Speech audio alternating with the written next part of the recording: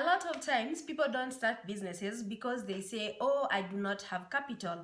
Oh, I expect to raise a certain amount of money so that I can start a business. But what if I told you there are businesses out here that you can do with less than 1,000 Kenya shillings, which is $10.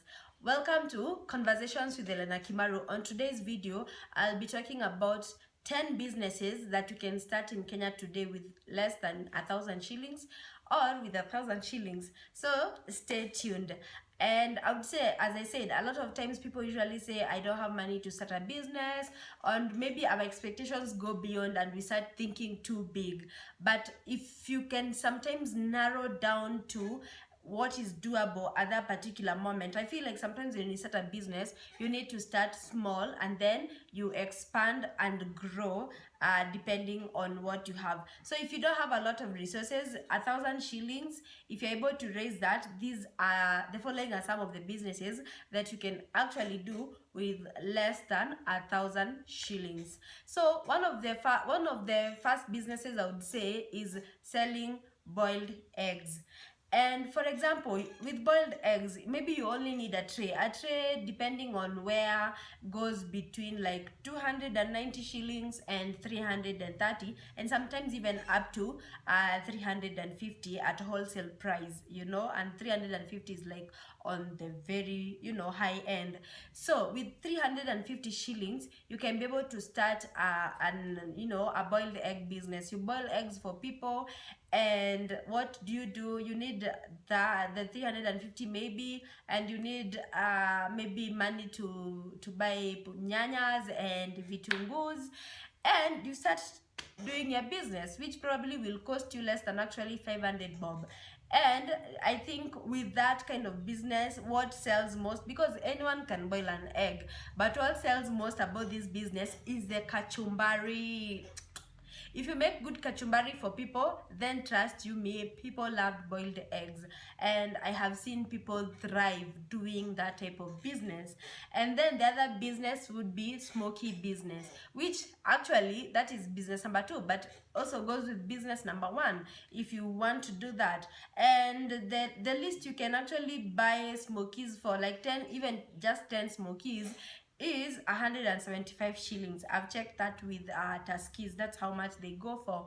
And yeah, there's the bigger packets and all that. So with even just 175 shillings, you can be able to start with 10 smokies and just hawk them around for your friends, to your family, or even to your neighbors, and you're good to go. So with 175 shillings, maybe again with your vitungus and nyanyas and very good kachumbari, probably you only need like maybe 400 at most, and you're able to do this, or 500, and you're able to do this business and make good profit out of it. So if you've been looking at, like, you want a side hustle, or you actually want to start a small business and then grow it, those are some of the things you can consider. And business number 1 and 2, which is boiled eggs and smokies, you can either do them separately, or for most people they prefer to combine them, because people love smokies, they love eggs at the same time. So those are 2 businesses that you can actually do.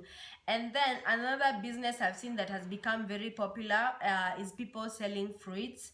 And I would say with fruits, you can do 3 types of businesses with fruits. You can do fruit salad, and you can do fruit juice, or you can just be hawking fruits to people. And I have seen a lot of young people, and I'm so proud to say that people are taking initiative, because I mean, our government is not creating jobs. A lot of politicians just give false promises, but I have seen a lot of people get out of their comfort zones, and I find young people just hawking, pushing carts with the mangoes, with the melons and all that, and it's a good hustle. So you can either do fruit juice with that, you can sell the fruit, or you can do fruit salad. Those are 3 businesses in just fruits.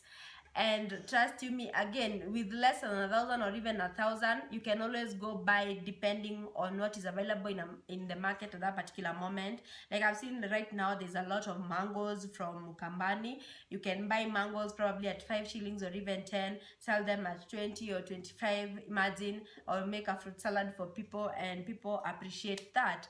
Yeah, and then so those are like three businesses. I don't even know whether to separate them or to use them as one. And then another type of business you can do, which I've seen people really love, is the chapati business. So if you're a really good cook, you know how to make those very yummy chapatis. A lot of people, especially in residential areas, they don't want to, like, people are busy, they don't want to spend a lot of time cooking chapatis and all that. But the funny thing, times have changed. I remember growing up, chapatis were like, it was a big deal. Those are things you used to eat during holidays, Christmas, and all that. But right now, chapati is like an everyday thing. People enjoy eating chapatis.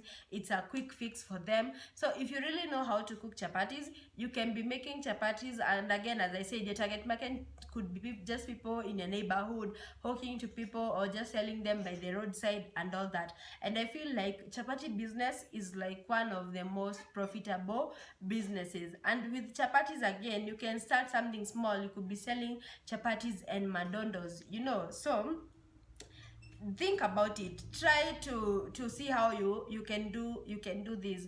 I have someone I know who actually does that. They sell chapatis, they do, like, they cook uji, they sell chapatis, and then they sell mandazis. So you can imagine this person is able to, like, do like a small business of food and all that, and people love it. People, it's not like ati anaendanga na hawk and she doesn't sell. It's every day, there's always a customer to either buy everything she has, or she has to go to different people, but they never get back home with their product. And then something else you can consider doing is selling njugu karanga and sim. A lot of people love njugu karanga, and there's also something about njugu karanga. I think also it depends with how you cook them.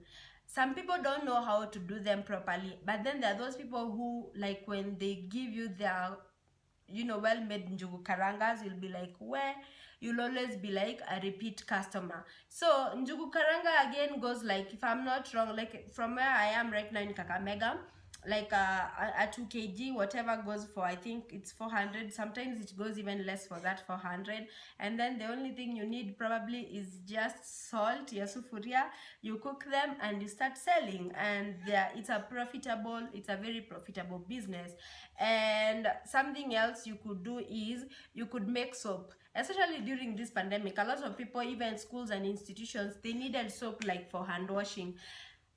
Soap ingredients, like, if you buy soap ingredients, the last time I checked in Nairobi, they were like less than 500 shillings, around 400 to 500 bob. And that is for 20 liters of soap. And with that, you can, after you made the soap, you can now start distributing in smaller containers. And a lot of people I have seen, they sell like for 500 ml, they sell it like at 50 shillings. 20 liters, how much mls are in 20 liters? Do your math. But at the end of the day, they always make a profit from that. And as I said, right now it's that time when a lot of people need liquid soap. So you could start a liquid soap business, and then you start selling to your villagers or people around you, and people will buy. Like for me, I prefer using liquid soap even for washing my utensils and all that. I make liquid soap for myself. And yeah, so that's a good business that you can venture in. And yeah, another business like people really appreciate is mahindi choma na mahindi chemsha.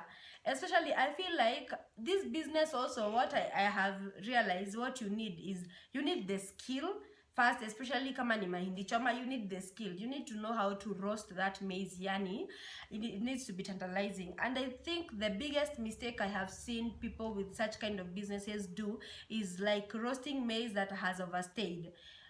People want something fresh, and trust you me, when it's fresh, there's always like a good smell, the good taste and all that. But when it overstays like for 2 to 3 days and all that, it kind of loses that taste. So if you want to venture into that business, you have to also make sure that your supply is something that people will appreciate. When you give it to them, they'll appreciate. Because I've had bad experiences where I buy like especially roasted maize, and then when you start eating, you feel like, oh, this maize is not even fresh. it has lost its taste, its everything. So make sure you always go for the fresh produce, and people will always be like where you are.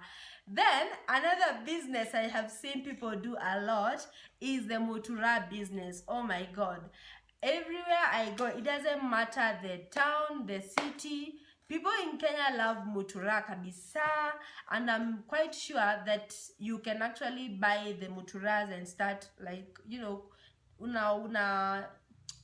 like grill them for people with that less than 1,000 shillings. So mutura business is one of those very profitable businesses, and also it requires a good skill. So if you really know how to do it so properly, you'll always beat your competition. But I would advise, if you're starting a mutura business, please, please, please, just make sure you're very hygienic. I've seen people handling mutura and money as if it's just like in very unhygienic ways. So, but if you start a mutura business, be hygienic, provide like very quality mutura, and people will always be flowing to your business. So what I'm trying to say is, don't say there are no opportunities. Start creating those opportunities for yourself. This is 2021. I feel like the government doesn't care and wouldn't care, and we need to hustle, we need to make that money. So start whatever type of business. And then something else that is also very profitable is the mitumba business, second hand clothes. People love that. So you have 1,000 shillings, go to Gikomba, buy the best of the best. Whether it's you want to sell socks, you want to sell bras, you want to sell like very nice shoes, you can find, I feel like you don't need a lot of stock. You can always begin where you are. Start with that small capital, go find what is the best, and then start selling to people. And I feel like even with that kind of business, marketing it is not so hard, because I remember even when I was in school, I would see some ladies, they would go to Gikomba, they would buy those things, then they would come send pictures to us on WhatsApp. They'll be like, oh, even right now, oh, I'm selling bras, I'm selling tops. And maybe they got the tops at 50 shillings, but they come and sell them at 150. People would still buy, especially if they're very trendy, they're nice things. You'll always find customers. So those are some of the business ideas I feel like one can start today.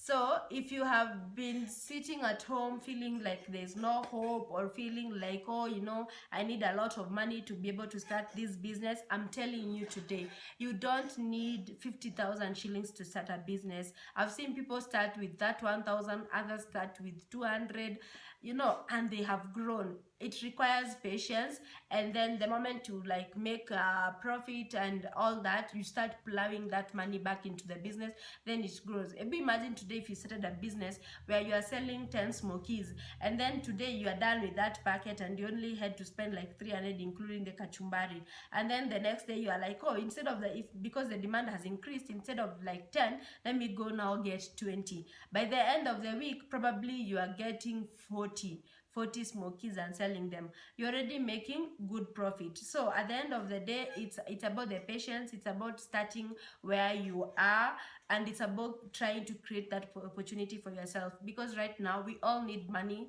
we all need to hustle, but then how do we like make that opportunity for ourselves with what we have and the little we have? So yeah, if you really want to get started today, make sure you do. Those are some of the business opportunities you can look into, and make sure you're also offering your clients the best. Because I feel like the one thing I've learned over the years about business is you have to ensure you provide value. You can be running the same business like 10 people in one corridor, but the value that you offer your clients is what will make them come today, tomorrow, day after tomorrow, in a month's time, and all that. So make sure you provide value. And maybe a bonus point is, maybe you can also sell movies. Probably download them in your house and start distributing it to your friends. Anyway, I hope you found this video insightful, and I hope you'll start hustling. Whether you want to make it your main hustle, or you do want to do it as a side hustle, just do something. Money, you can never have enough money. There'll always be room for more. So thank you so much for watching this video. Until the next video, ciao.